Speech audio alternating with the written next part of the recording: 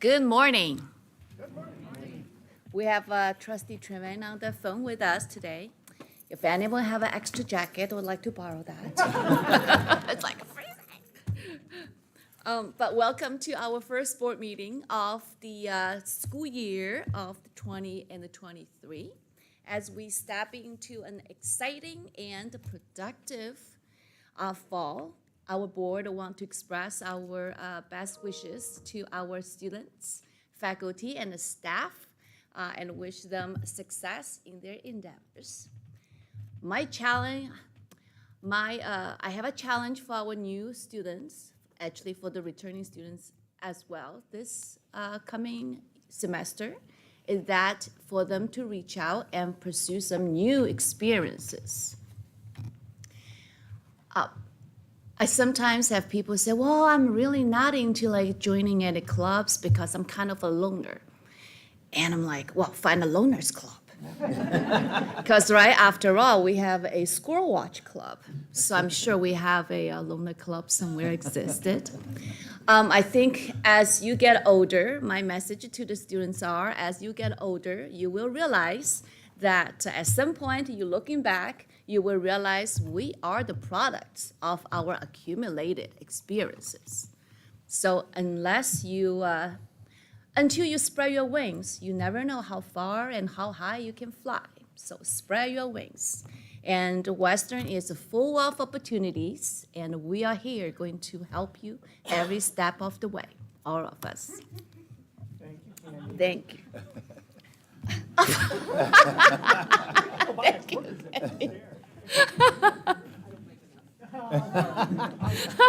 Thank you. Secretary Schuman, do we have a quorum for today's meeting? Chair Chen-Zeng, we do. And the live, I know we were trying to fix it. Is the live streaming working properly? It is. At this time, I would like to call on the board for a motion to accept today's agenda, please.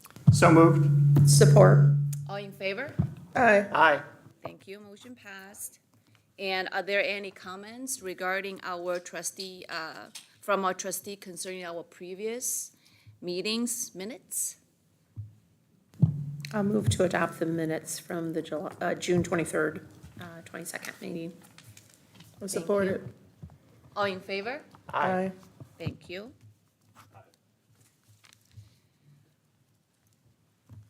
And this is my favorite period of the academic year because it feels particularly full of promises. As we can see, the campus is very energized by our students coming back to continue their academic journey, and also by new Broncos just start out. And our faculty and staff are getting ready to help them to accomplish their goals. Recently, I have an opportunity to attend a gathering of faculty and staff that was hosted by Dr. Tim Light and Joy Light. And if you don't know the Lights, they have been long-term friends and supporters of Western Michigan University, of our Broncos. So that was a very fun afternoon, and the weather was very good, which was critical. And every interaction I had with the faculty and staff in that afternoon served as a reminder that how fortunate we are to have so many talented and committed people, that individuals just drawn to Western for the purpose of providing the highest quality educational experience possible for our students, and of course, to advance their own academic research. As I remember I mentioned that in my comment for the 10-year celebration, that our faculties and staff, you are difference makers. You impact the world by educating our tomorrow's leaders. And as trustees, our job is to make sure that to manage our university resources, not only to make sure that we meet today's campus needs, but also to secure the sustainability for the future many generations of Broncos to come. So we have today we will considering 2 action items during our meeting. Vice President Vanda Clay will bring forward the first measure. I was teasing her that we only have 2 on the agenda for her today. We'll bring forward the first measure for the board's consideration, our 5-year capital outlay plan priority list, which must be submitted to the state annually. And also, our Vice President Vanda Clay will then present an item recommending closing out quasi-endowments valued at less than $50,000, which I personally have a little passion for that project. In addition to these items, we will also have consent items to address. There is a personnel report, a 1-day liquor license application as well, which means there's a party coming. And as two performance reports, one covering the university's annuity and the life income funds, and the other reporting on operating cash investments. At this time, I would like to ask President Montgomery to share his comments with the board and those in attendance. Thank you, Chair Chen Zhang. Good morning to everybody. Great to see you. We now crossed, I think, the 2.5-week mark of the semester, so I know things are in full swing again. Again, this year, we got some welcoming news about Western and really affirming its status as an institution of choice. If we look at one of the largest enrolling classes, first-year class we've seen in several years. Our estimates based on census, which just occurred, is that number of first-year students increased about 24% over last year. So, yeah.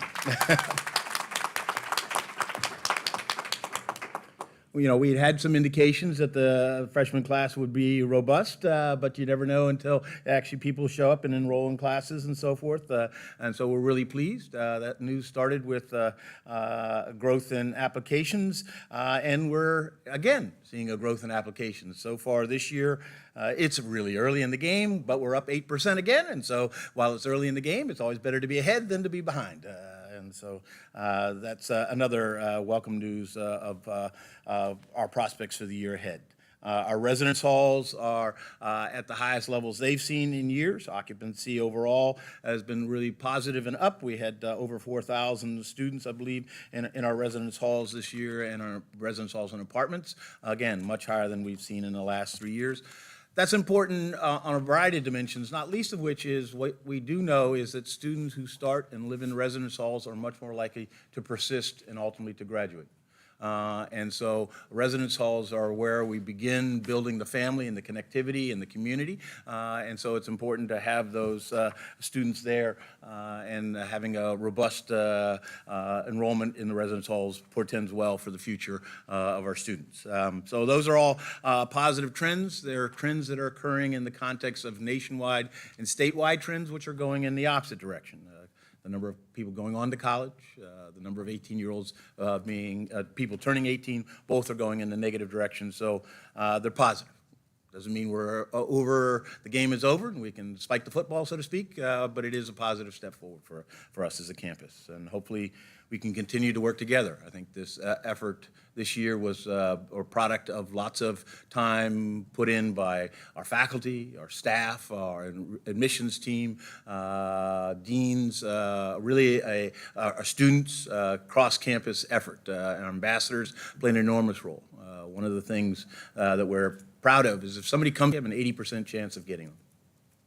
So that says when we get somebody here and they meet our community, when they meet their fellow students, when they meet the faculty and the staff, this is a place people like. And so our challenge is how to introduce ourselves, but the people who are here are our strongest asset, and we've always said that. And so thanks to everybody who put the work forward to make sure that that's a reality. We've got some new initiatives that we're rolling out this year. Some have just been announced in the last couple of days that reflect our continuing commitment to our student success, not only in the classroom, but in life. Their whole holistic well-being is something we're committed to, and part of that is making sure that we have mental health supports available.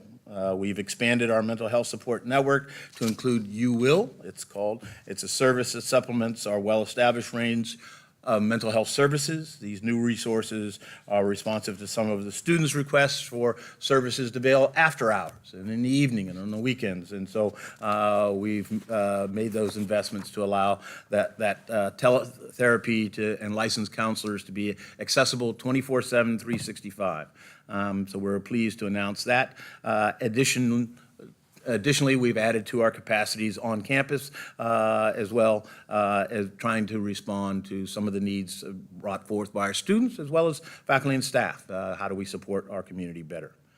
We're trying to build an excellent environment for our students, but it just simply can't be done with our faculty and staff. So as I said, I want to reinforce their importance on all these dimensions and their active interventions in helping us pursue excellence. So I want to thank them. Tomorrow, we'll have the opportunity to celebrate some more of the outstanding performances of our faculty and staff at the 2022 Fall Convocation Awards ceremony. I hope you'll join us in recognizing our colleagues. That ceremony begins at 11:30, I believe, right here, right? Okay. And finally, I want to remark on an experience I had this past Friday. Got to attend the 2022 Student Leadership Summit. It was hosted by the Western Student Association with the Graduate Student Association, Campus Activity Board, Student Media Group, Sports Council, and was facilitated by the Office of Student Engagement. It was a great gathering of registered student organization leaders. When you get a chance to meet these young men and young women, you can't help but come away impressed. They are dedicated to their fellow students and making this a great kind of community and empowering Broncos to each reach their potential. So I want to thank them for giving me the opportunity to speak and President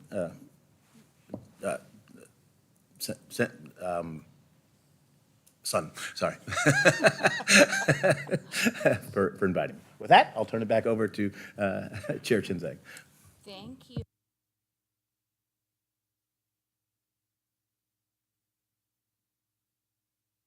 Sorry. I would now welcome representatives from our shared governance partners. These individuals represent organizations that work with us to move our university forward. First of all, let's welcome Dr. Sarah Summey. Good morning, Chair Chen Zhang, members of the board, President Montgomery, colleagues, and guests. On behalf of the Western Michigan University Faculty Senate, thank you for this opportunity to address the board. As we look to the academic year ahead, the Faculty Senate Executive Board has developed an action plan focused on 4 primary objectives, each with specific milestones and tasks. These will be completed throughout the year. The 4 objectives include engage stakeholders in the revision of the curriculum process, educate the university community on the purpose, roles, and responsibilities of the Senate and its subsequent councils and committees, increase faculty and staff participation within the Faculty Senate, and last, collaborate with the university community stakeholders to determine specific strategies that support those who engage in critical core university service. Throughout the month of September, the Faculty Senate councils and committees are convening their first academic year meetings. This includes councils and committees receiving their charges for the year from the Executive Board. A few examples of those charges are the Academic and Information Technology Council will develop and disseminate best practices for advancing shared classroom instruction and collaborative projects between multiple university technologies. The council will also study the use of virtual reality and artificial intelligence at the university. The Campus Planning and Finance Council will explore the strategic resource management model, implementation, and its impact on colleges, departments, and programs.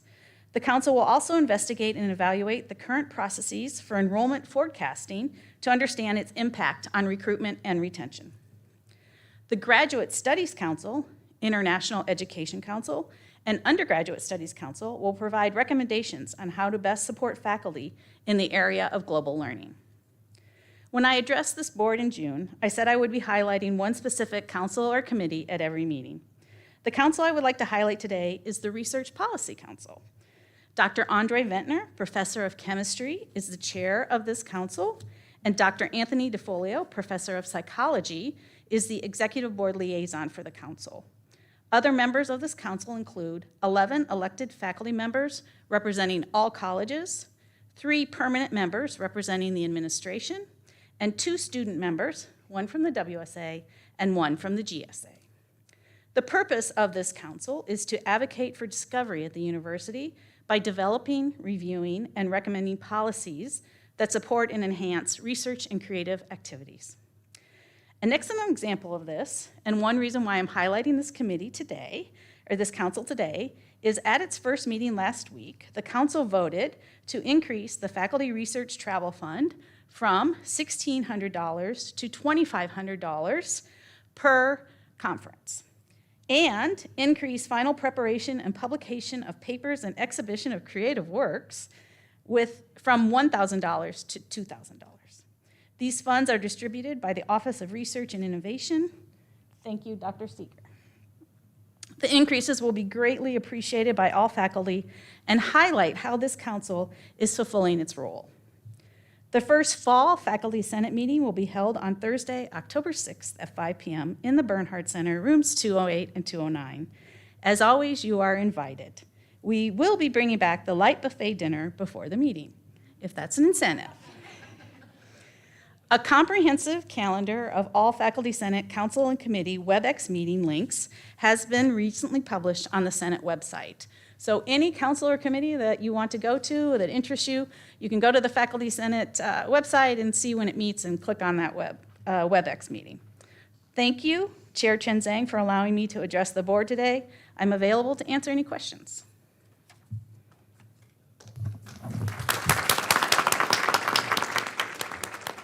Thank you, Sarah, and especially thank you I really enjoyed that added on to highlight each council, one council at a time, because we know you work really hard, and we see the products of your work, but I think by highlighting each council really give us a extra insight on how each entity works and the impact that it brings to the campus. So thank you for that. And we're going to welcome to the podium next, Mr. Chen Ki-san.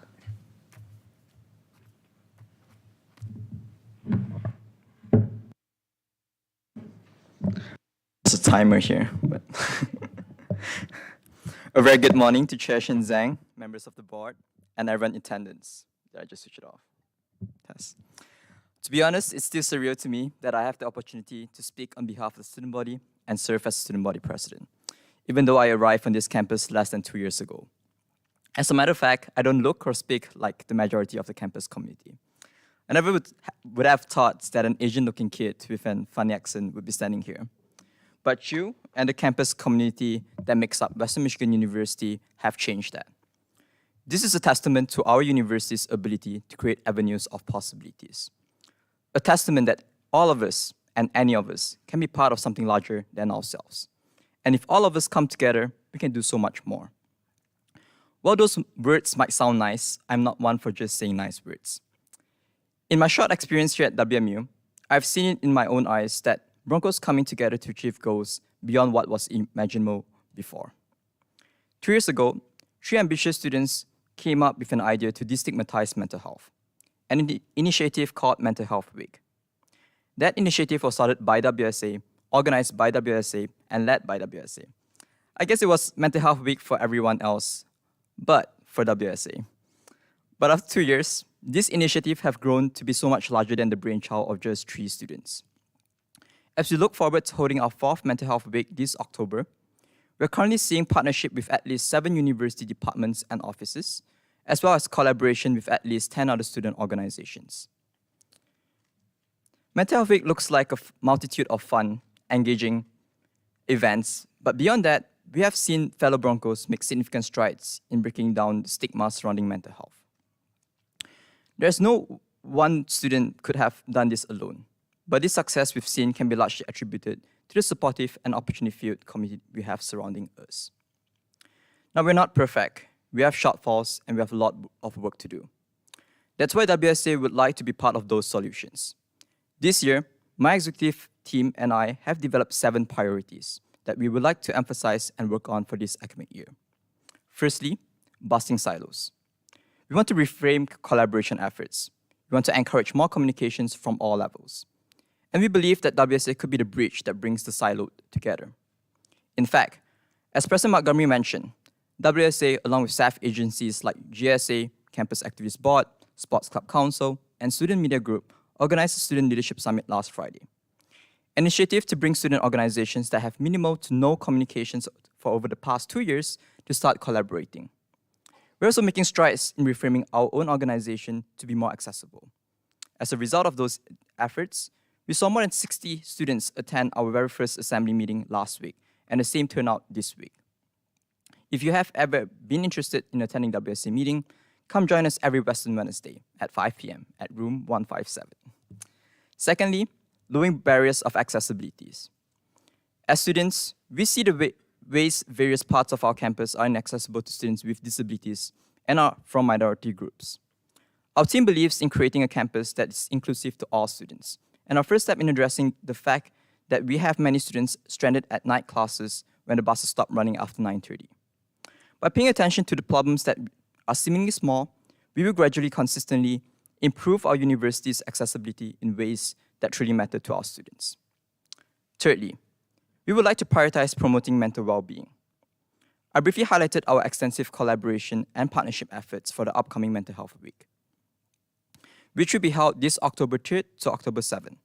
But I would like to add that we have 3-point strategy: advocacy, by hearing our fellow Bronco voices; programming, to having fun mental health-related activities; and education, by destigmatizing mental health. Our commitment is even more evident with the recent funding for a graduate assistantship position for a peer education program for mental health. Our 4th priority is affordability. As inflation soars, we have dedicated to addressing the very real concerns and challenges that the changing levels of affordability present, from housing to the cost of education. We hear our student voices and are working to provide solutions such as advocating for more open textbooks. 5th is to generate an experiential learning environment. We believe that this type of environment is key to academic success. We are dedicated to creating and promoting increased career and volunteer opportunities through partnership with career-focused university departments and volunteer-focused student organizations. Our 6th priority is meant to benefit not just for our community, but a community larger than us. We are working towards building a more sustainable campus by supporting the 2030 carbon neutrality goal and having a sustainable committee filled with sustainability-focused RSOs and student leaders to drive green initiatives. Finally, and perhaps most importantly, we must recognize that campus morale has been low. That is why our 7th priority is to develop a Bronco community. We believe that creating a safe, civil, and future-driven community is key in creating a sense of belonging to the campus and a greater Kalamazoo. This is a home for all of us, whether it is permanent or temporary. So while we mourn the deaths of Broncos like Kaylee Gansberg and Naya Reynolds, we have to come stronger together in making a community that is safe for everyone. Thus, WSA has been actively engaging with internal and external stakeholders like the Office of Student Engagement, Office of Government Relations, and the City of Kalamazoo to develop an action plan to address the matter. That's 7 ambitious priorities. Ambitious, but if we all work together, nothing is impossible. So if anyone is willing to lend me a hand and my team a hand, let's make this place a better place. Thank you, and as always, onwards for the brown and goats. And I'm open for any questions.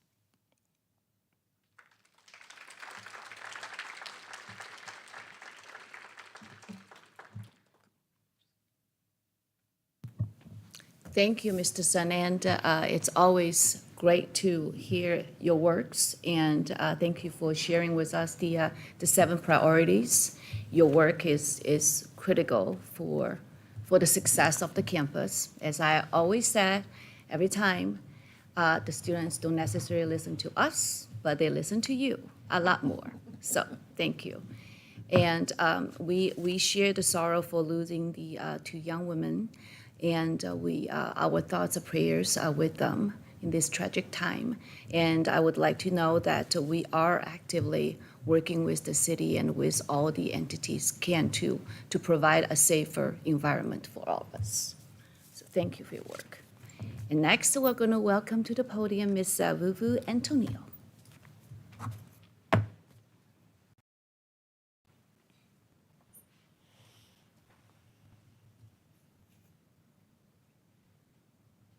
Good morning, Chen Zhang, members of the board, President Montgomery, and the rest of the Western's family and friends. Our GSA President Asif sends his regards. Asif is currently competing in the Star Class Sailing World Championship at Marblehead, Massachusetts. I am Vuvu Antonio, the Director of Outreach for the Graduate Student Association, here to give updates on behalf of the GSA. We have a fully functional e-board with each role redefined to have clear leadership goals, responsibilities, and an approach to how GSA can best serve our graduate population. We are committed to expanding our reach and inclusivity, which is in response to our feedback from the initial interactions with the different graduate populations. We are working closely with Dr. Schumann to put together an action team to address international students, tentatively called WM United. In addition, we have a new role, Director of International Relations, who is responsible for overseeing this action team in addressing and resolving our international and diverse population needs. So far, we identified over 30 different international student groups and successfully made connections with 7. We have had 2 General Assembly meetings, both ending with a discussion on the week's topics. For the first week was a discussion on the general direction of GSA, the university, what aspects of our functionality were useful, and where we need to direct attention. The information gathered is currently being processed, and the report will be made available soon. The second meeting had discussion revolving around the inclusion of diverse groups on the GSA's radar. The results help secure the foundation for the WM United Action Team and the Director of International Relations. Bronco Bash was a success in general and for the GSA. We were able to reach out to a lot of our new graduate population and increase student activity within GSA. One of our goals this year is to increase our presence among the students and staff and rebuild our community's morale. President Montgomery and Asif did a walkthrough of the engineering campus to connect with graduate students for lunch, visit labs, and have a candid conversation on the status of our student mindset and understanding of the current graduate student needs. Dr. Schumann was instrumental in compiling the points that needed to be addressed, which we will work on responding to within the next few weeks. Based on our learning from this first event, we hope to run similar events each semester during our term and connect with graduate students of all of the departments. With that, I would like to conclude our report today with we have a lot of programming in the works that we are excited to report on the next time we meet. Thank you for having me here today, and I wish you all a wonderful fall season.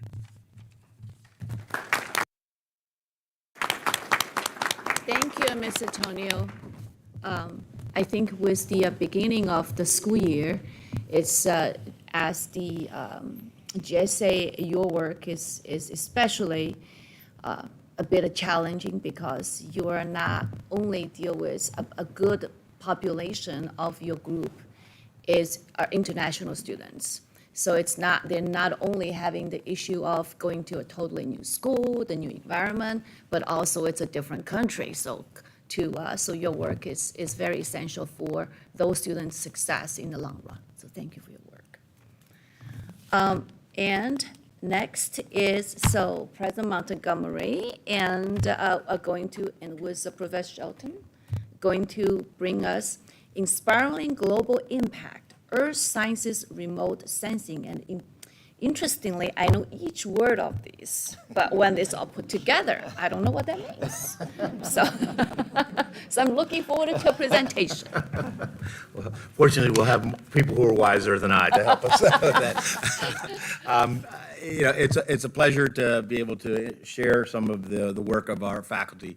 If we look in the sky, there are literally thousands of satellites orbiting. We use them for all of our devices and telephones and how to figure out weather forecasting and so forth. But they are also used to look at land masses, to look at the Earth's surfaces and to figure out where droughts are coming, where there are planetary changes that, land surface changes, which have big implications for communities all around the globe. WMU is very honored to have an Earth Science remote sensing facility. It was established by Dr. Mohammed Sultan, and it taps into this geographic satellite data and other information to analyze environmental problems involving critical water and land resources. He founded the lab 18 years ago, and Dr. Sultan and his team of postdoc researchers and graduate students have been engaged in a variety of projects all around the globe. They've won numerous awards. I got the pleasure to sit with Dr. Sultan and the Egyptian ambassador, who was well acquainted with some of the work that he and his team had already been doing. Right now, they're investigating water resources in the Sierra and threats to communities in these areas caused by climate change and other man-made factors. They're also working on projects monitoring aquifers in response to climatic variability in North Africa and Arabia. Slope stability in Lake Michigan on the bluffs, algal blooms in Charlotte County, Florida, and land deformations in Qatar. So clearly, around the globe, they're doing important work. It's really consequential for the health and well-being of populations and regions, and so I'm glad to be able to introduce Dr. Sultan to tell you a little bit about his work and his team's work. Dr. Sultan?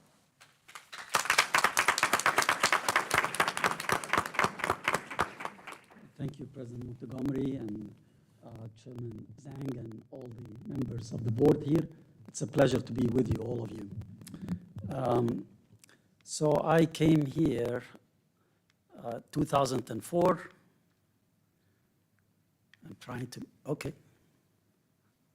Let's go back.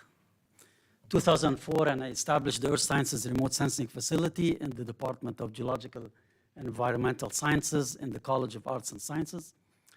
And we've been fortunate, we've been able to attract a lot of grants our way, federal grants. You can see in the boxes here behind you. Basically, the bigger the box, the bigger the amount of funds coming our way. And as you can see, it was uninterrupted funding since we came here.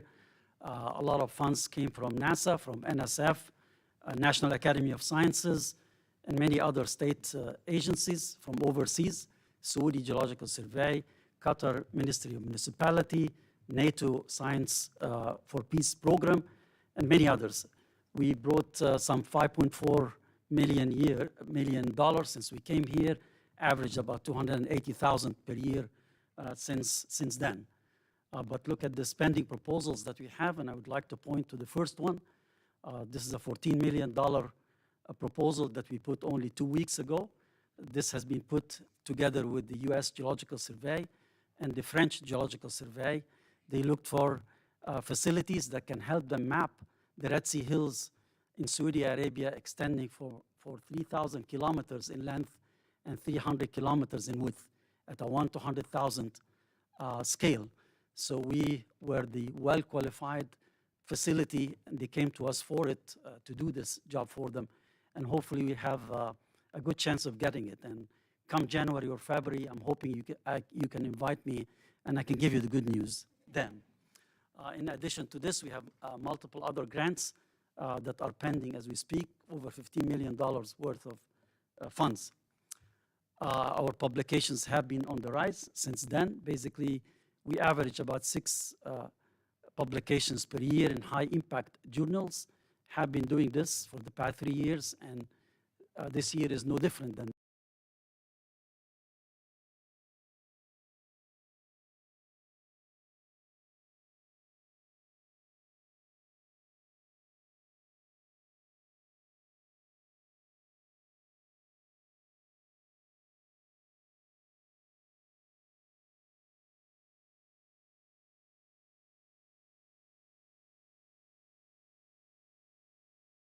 talk to you about their research and so on. So our areas of research are encompassed in these circles that you see here: hydrology, paleoclimate, geohazards, land deformation, aquatic remote sensing, and machine learning. Today, we're going to discuss one slide per each, only 3 slides in hydrology, geohazards, and land deformation. And I brought with me Dr. Karim, who's basically one of our products here. He's a postdoc now, but he got his PhD with me. And after that, Mustafa is going to be talking about another area, and Juzalai, a PhD student. They're going to be talking about hydrology, about land deformation, and geohazards in this arrangement. So, Karim?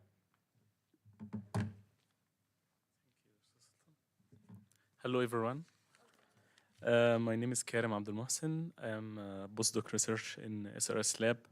And as Dr. Sultan mentioned, we are one of the few groups in the USA who is a member in NASA GRACE Science Team. So in my slides, I will be discussing about GRACE mission. So GRACE is a joint mission between NASA and German Aerospace Center. And GRACE is 2 satellites, satellite A and satellite B. And the distance between the 2 satellites is a change as a response to the change in water mass. So as water mass increase or decrease, this distance is a change. And this makes GRACE actually is the only satellite mission on the Earth that can measure the change in the entire water mass. And this a change in water mass can be a change in snow, or change in the surface water, change in soil moisture, or change in groundwater. So in this case study, I will be showing actually the changes that related to the groundwater. So in the left side, we can see the Dakhla in Egypt, which is a part of the Nubian aquifer. And our GRACE analysis is showing a depletion of 2 billion cubic meters per year. And on the right side, we can see the mega aquifer system in Saudi Arabia. And our GRACE analysis shows a depletion of 8 billion cubic meters per year, which is an intensive depletion actually in the aquifer. So we took to the Egyptian government to reduce the groundwater extraction by 2 billion cubic meters, and the Saudi government to reduce the groundwater extraction by 8 billion cubic meter.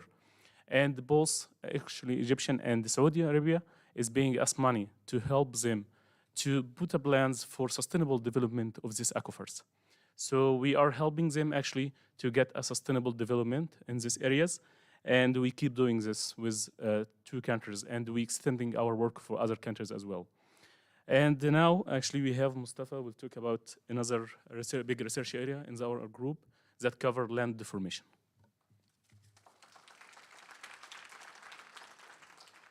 Thank you, Kerem. I will be talking you, I'm Mustafa Emil. I am one of the postdocs in our research group. So I will be talking about our research activities in the field of land deformation and geohazards. Traditionally, we use field equipments like total stations or GPS units to measure ground deformation. But nowadays, these field methods are quite labor intensive and provides very sparse point measurements. But nowadays, we use radar interferometry technology and satellite missions to map ground deformation in large areas with very high point density. And it's kind of a magical system because you can measure millimeter level deformation accuracy with these methods. And it covers large areas and very high point density. So as part of my dissertation in ESRS lab, I basically developed a ground motion monitoring system for Qatar. So this system also has a website, and you can visit the website and navigate and click a point, and it will show you the land deformation time series for the last 7 years. And it basically covers the entire Qatar and provides you 65 million measurement points. We use the same system in other projects as well, in Michigan and other parts of the world as well. So right now, Güzelay is going to talk about her research project, which talks about the retreating Michigan Lake bluffs.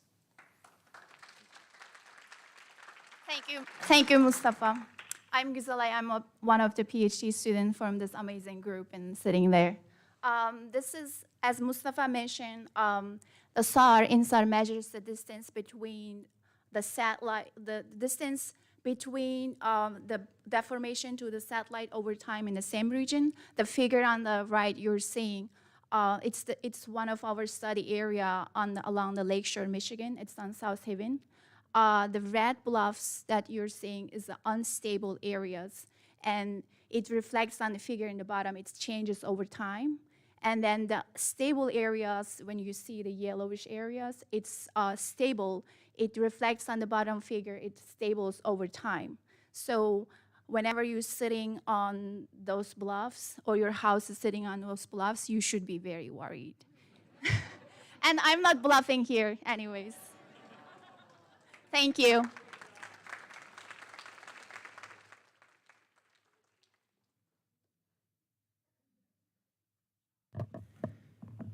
That was great. First of all, I don't think you need to go outside the United States to realize the importance of your work. Nowadays, every day you open the newspaper, that's the word you see, right? Drought, dry, and so we need your work. Secondly, if any of us are consider to buy a house somewhere, we would seek that data first. I was actually told by somebody from San Francisco, said, like, well, what do you think about why some areas are expensive, some areas are cheaper? That's all because of those factors. It's not how beautiful the house is, it's the underground that matters. So thank you, we appreciate your work and brings such a difference to our world.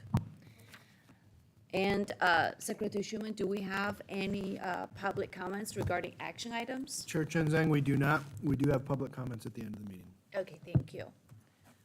So then we are going to have Vice President Clay to tell us about State Capital Outlay Plan priority list.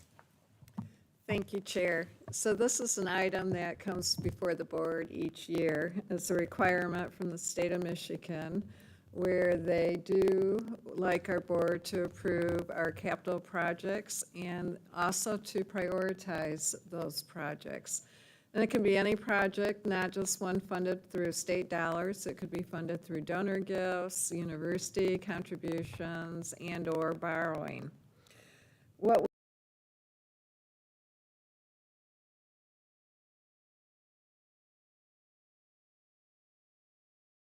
projects. So, for example, Campus Planning and Finance Council, the Faculty Senate is engaged in the review each year. The university also has established a new group called the Space Advisory Committee that has representation, broad representation from across campus. And I saw Dean Carla Koretsky earlier. I'm not sure, there she is, she's trying to hide from me. But she is representing the deans as well on that. And with their input, a draft priority list for 5 years is developed, and then it goes to the president and the president's cabinet for discussion and recommendation. So for the board members, what you have coming before you today is the output product from all the efforts of seeking input. We do try to select projects that promote our strategic goals as a university as well. The state does require us also to select our top priority. It does not mean that that will be the project the state chooses to fund. It just does require us to priority. And so for this year, our top priority is Canals Hall and a possible addition to it. Just for everyone's information, last year's priority was Dunbar, and for those who've gone by, you can see that is under construction. So the administration requests your approval of the attached fiscal year 2024 building project priority list. It's for the 5-year capital outlay plan, and as I noted, Canals Hall renovation and addition is listed as the top priority, and we recommend that you do approve the list. Happy to answer questions. Thank you, Vice President Van Clee. I think at this point, it's a good idea to introduce our new General Counsel, Keith Han. So, Thank you, Chair. It's been a great 6 weeks starting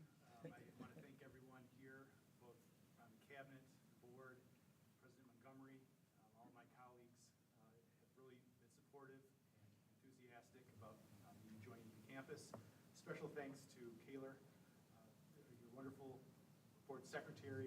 His enthusiasm was a definite factor in me coming here. Thank you. I look forward to working with all of you. Thank you and welcome. I also want to introduce my wife. Thank you, Jen. My wife, Drew, has come here today to see the campus for the first time. I will hear about that later, I'm sure. I would like to thank her for her support in allowing me to come this far from our home. I look forward to her joining me shortly. Thank you. So, welcome, Keith. Before you just introduced your wife, I would have said, Phil and Carrick's, his shoes were big shoes to fill. But you recognized your wife and you're a smart guy, so I look forward to working with you. Thank you. It's a good test. So, sorry, Jen, back to Jen. Can I have we all have a chance to review that? Do I have a motion to approve? I don't have any Support. questions, but Questions? so moved. Thank you, and it's a roll call. Secretary Schuman, can you conduct a roll call, please? Thank you. Chair Chen Zhang, Yes. Vice Chair Edgerton, Yes. Trustee Penn, Yes. Trustee Reinvelt, Yes. Trustee Trevan, Yes. Trustee Turfy. Yes.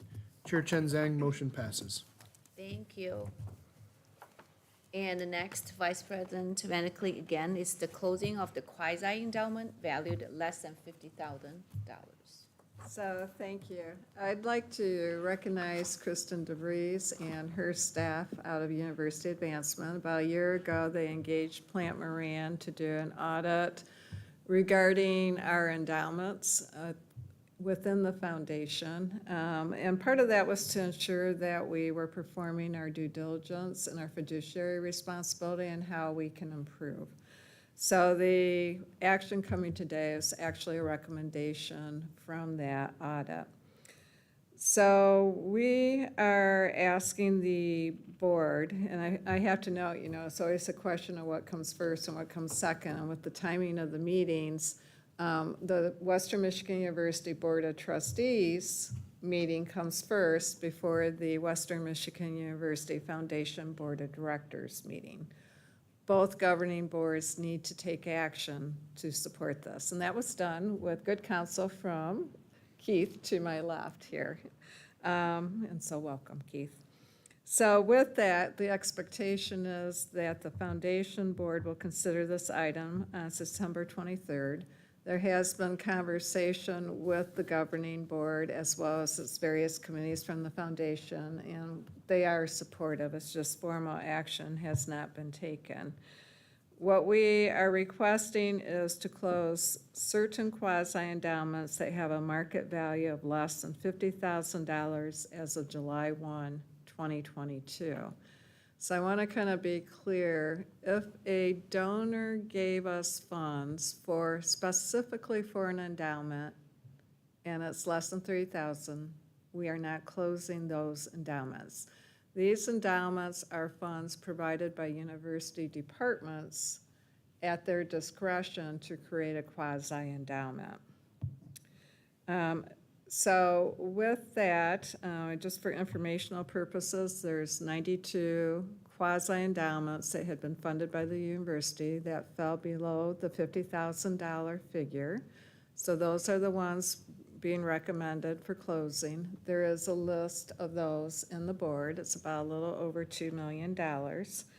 And the reason why that recommendation came forward to us is that if it's moved forward that these 92 be removed, there are still a little over 1,000 endowments that still exist.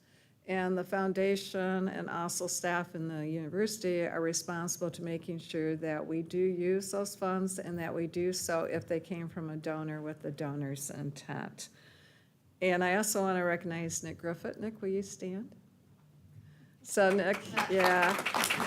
And the reason I want to recognize Nick, he works with all the departments and the endowments, and he will be working with them as well if this action is approved. And so there's a lot that he does for us in this portfolio. So thank you, Nick.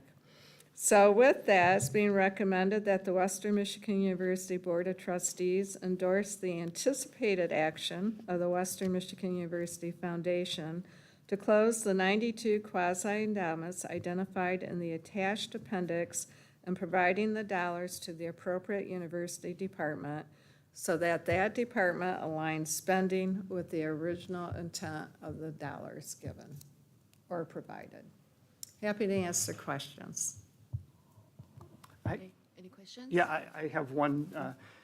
Jan, it's my understanding that these are going to be returned back to the departments, and how does that align with the original intent for the donors? So the funds actually came from a university department. Some of those funds may have been given to the department by a donor. Other funds might have been accumulated by the department from other revenue-generating activities. So let me give you an example of quite common where a donor might have specified for geosciences and gave a gift for a scholarship, but did not specify that it was an endowment. It might have been a smaller amount. So multiple donors might have given dollars to geosciences for scholarships. The department accumulated those dollars and created a quasi-endowment with them. Thank you. That helps. If there's no other. That's what's called a quasi. Okay, perfect. Thank you. If there's no other comments, One comment. Yeah, so Jan, in looking through the list, there appears to be some people that individually gave potentially a substantial amount. I mean, there's like 39,000 left over or whatever it might have been.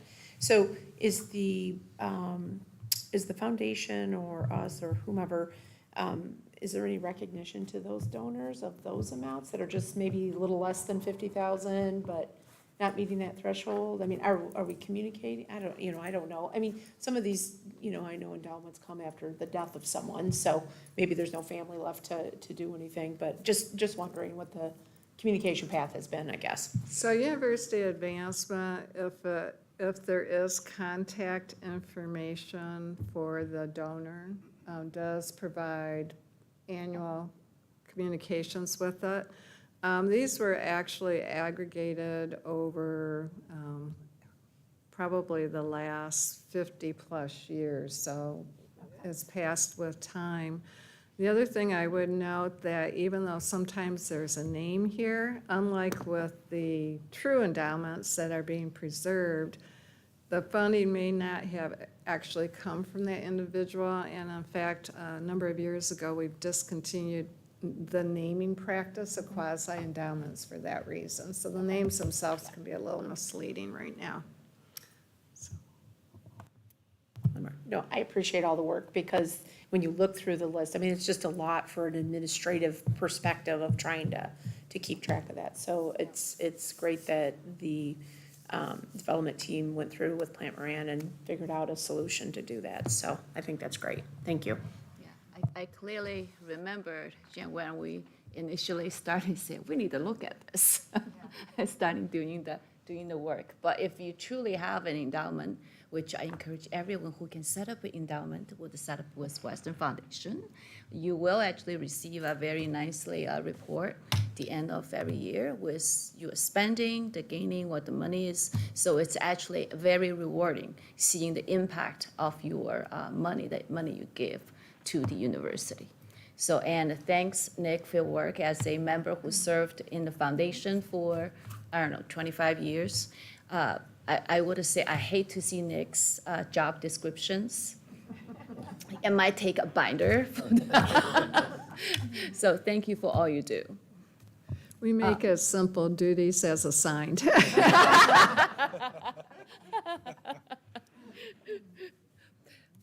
So with that, any more questions, comments? No, I'd like to move this. Thank you. And I support think- it. Thank you, and that's also roll call vote. Chair Chen Zhang. Yes. Vice Chair Edgerton. Yes. Trustee Penn. Yes. Trustee Reinvelt. Yes. Trustee Trevan. Yeah. Trustee Turfy. Chair Chen Zhang, motion passes. Thank you. And the next is the consent items. Would any trustee would anyone want to remove any of consent items for future discussions? No, but I want to make a comment on the personnel. go ahead. I just want to say thanks. I've been at a couple of events where I recognized a couple of the individuals who retired were recognized at those events. But I just want to say thank you to all the others that are retiring from WMU for their service and contribution to the WMU community. I think it's wonderful and outstanding, and I wish them the best. I think the whole board wishes them the best in their next endeavors. You know, we don't really ever get to see them very often, but I just like them to be recognized, you know, by the board for their contribution. So, other than that, I'll move the consent items. Thank you, trustee Edgerton. Support. All in favor? Aye. Aye. Is that a roll call vote? We don't. Yeah. It's a roll call vote,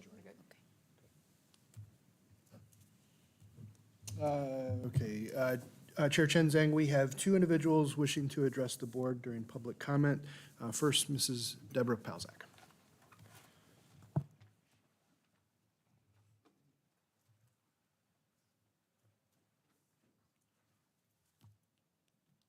Thank you. My name is Deborah Palisak. I spoke at the April meeting. If interested in some background, take a look and fast forward to the last public speaker. That's me. Here we are, another 5 months later, and here since my husband and I have been seeking truth and accountability from Western, and the matter remains unresolved for us. The matter is closed as far as Western is concerned. I am deeply saddened that Western has failed us repeatedly and on many levels. We offer numerous opportunities to deal with this matter privately and confidentially. It would have behooved them to do so, but they continue to reject any such opportunity. They could have easily fixed this a long time ago or any time over the past year. We would have stayed quiet and moved on, forgive and forget. That would have been in Western's best interest, keep us quiet, but Western continued to not take any opportunity to come to a mutually agreeable resolution. That didn't make sense to me, except now, finally, it does. Why? I'll tell you why. To answer that, I have to testify here. The Lord is leading me to tell you a little of my story. While I raised Christian my whole life, something was did the microphone go off? You can all hear me? I felt like the microphone just went off. Hello?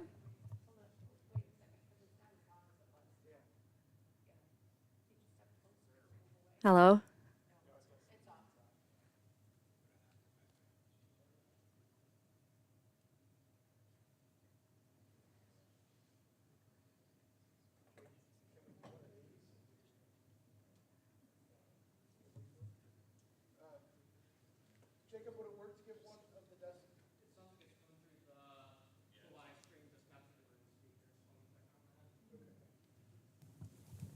Deborah, you can slow down as you're reading. You don't have to rush so much so that we can comprehend what you're saying. Yeah, I'm gonna go over 3 minutes, is that okay?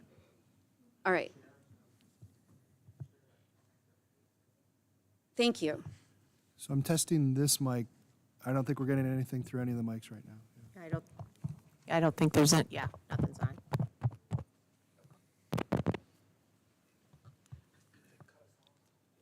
Do you want me just to talk louder? Just wait a second. Okay, thank you.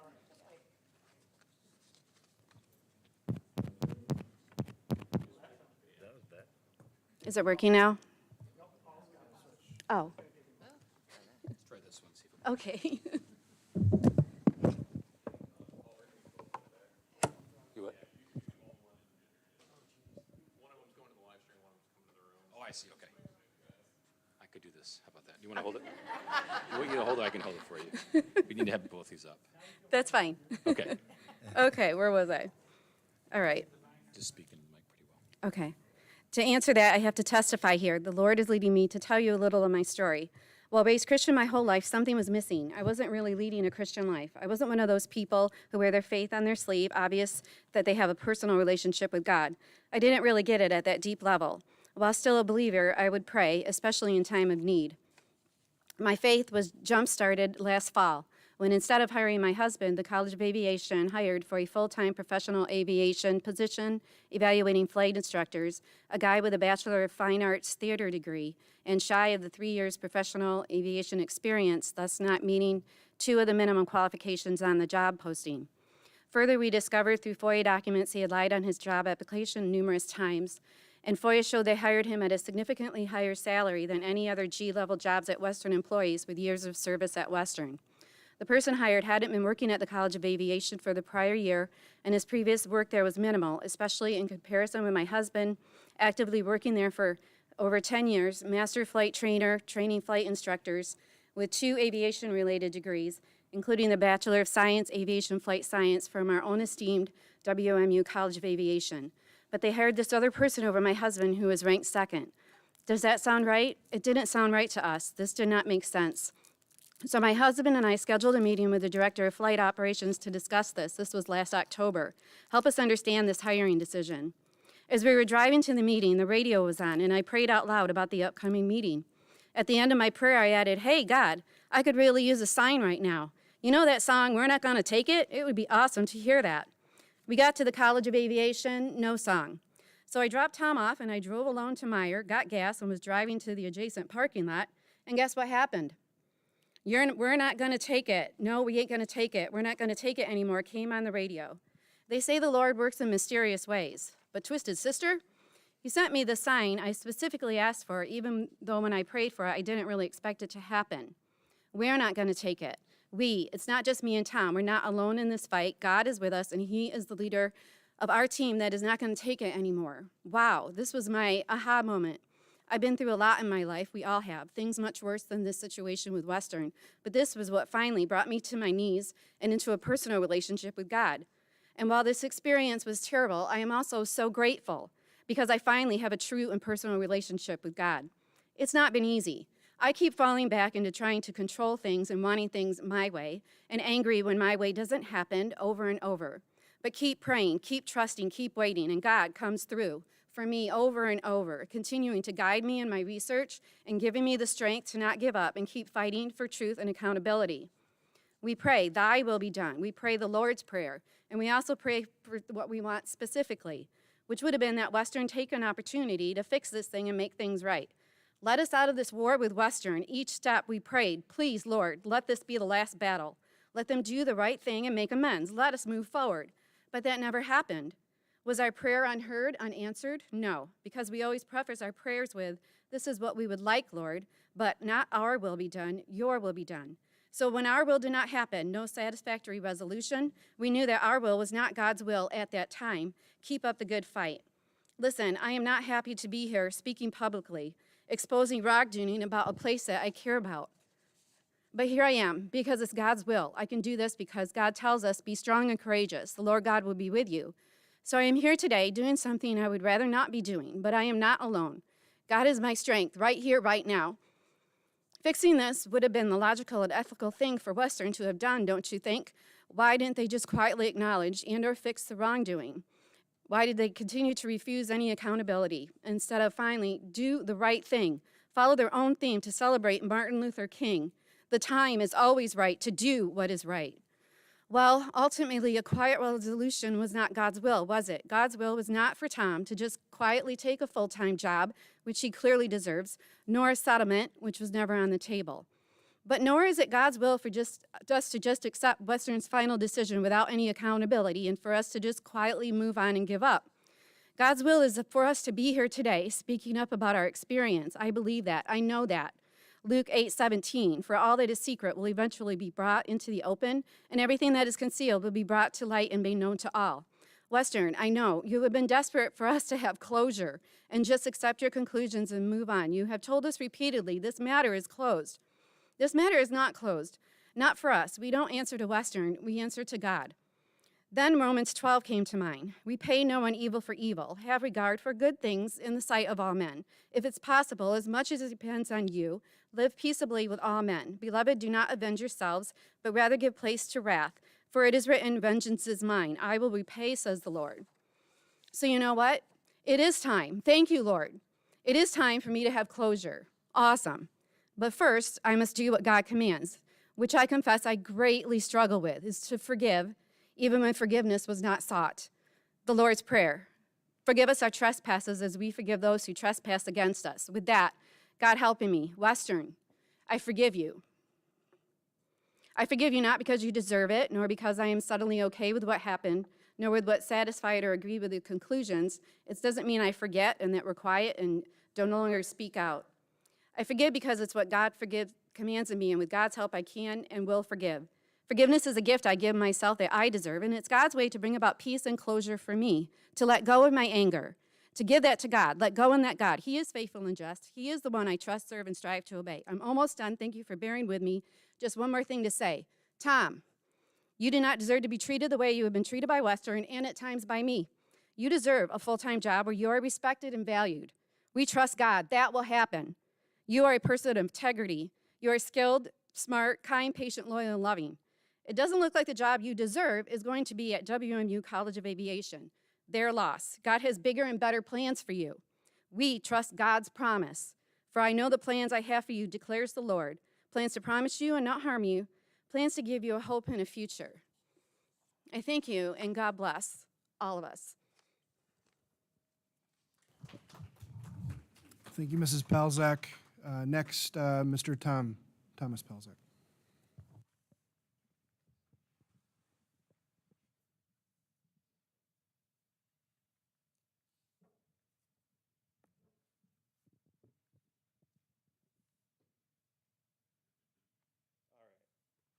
Hopefully this one's back on.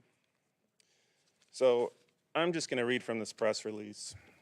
And I've got a secondary comment regarding the other flight instructors left behind. So starting with the press release, Western Michigan University College of Aviation hired a theater major to evaluate its flight instructors. WMU College of Aviation hired the same unqualified person to 2 different positions on 2 different occasions, and the university stood by that decision throughout a formal grievance and whistleblower to the highest levels. Was it incompetence, poor judgment, or appearance of nepotism? Want to get a job at WMU? Lie on your application. It worked for this guy. In 2021, College of Aviation posted for a full-time pilot flight standards and safety job with required qualifications, including a bachelor's degree in a related field, as well as 3 years relevant experience. The person hired had a Bachelor of Fine Arts degree in theater and had less than 3 years flight instructing. He claimed he was a full-time aviation faculty specialist in 2018, but was actually a part-time flight trainer. In 2018, College of Aviation posted for a full-time aviation faculty specialist requiring extensive experience. The same person that was hired had only received his flight instructor certificate 6 months prior to his application. At the time, there were dozens of part-time instructors already working College of Aviation with more experience at WMU that would have been happy to triple their income in this position. The minimum pay for flight standards job was $58,788. Human Resources expressed concern that the College of Aviation wanted to pay $73,000 to this person, which would have been the highest of the grade G at the College of Aviation. The average salary for G employees at College of Aviation with an average of 23 years of service is $68,448. To offer more than the minimum would require recommendation by the dean and a salary equity analysis by vice provost for budget and personnel. This was pushed through in 2 days. The grievance whistleblower complaints were mishandled. They did not follow their own written policies. The chief HR officer tried to tell the complainant that he was not eligible to even file it. The ultimate decision was supposed to be made by the President Montgomery, and it was not. This matter involves high management at College of Aviation, Human Resources, Office of Institutional Equity, Provost, General Counsel, Office of the President, and Whistleblower Audit Committee. As of 9/13/2022, despite FOIA evidence, they stand by their decisions without answering the questions raised or holding a hearing.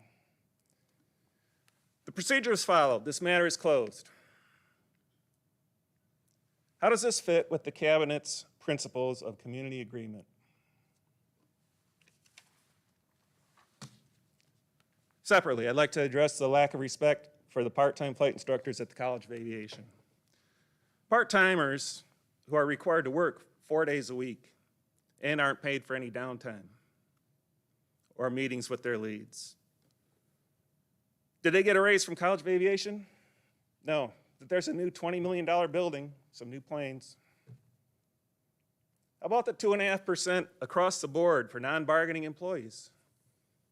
No, you lowly part-timers don't count as employees. $1,000 inflation check? No, that's for people making real money. 500. Still nothing for those that are impacted the most. These are the professionals that are responsible for the safety of people's children as they learn to fly in Western airplanes. You claim to be here for the students. Why do you not support their primary instructors? Thank you. Thank you, Mr. Palzak. That concludes public comments, Chair Zhang. I might like to make some comments. Mr. and Mrs. Palzak, please know that your remarks have been heard today. And as the governing body, we welcome public comment on matters of importance to the university. In the course of our governance and fiduciary responsibilities, members of the board have been briefed directly on the matters you discussed. While we don't speak to specific personnel issues, but I can talk about the procedure for appeal in institutions like this. The process starts with the human resources, and if not resolved, it can be reviewed by the provost and the vice president of academic affairs. And if necessary, the issue, as a final step, can be assessed by the president or his designee. At each level of appeal, the facts of the matter are reviewed thoroughly and a determination is made. We understand that all these three levels of appeal has been exhausted and exercised and exhausted in this case, and there are no further appeals. And the university considers this matter closed. We do wish you both the very best in your future endeavors. Thank you. With that, can I have a motion for adjourn the meeting? So moved. Support. All in favor? Aye. Aye. Thank you, and have a great rest of the week.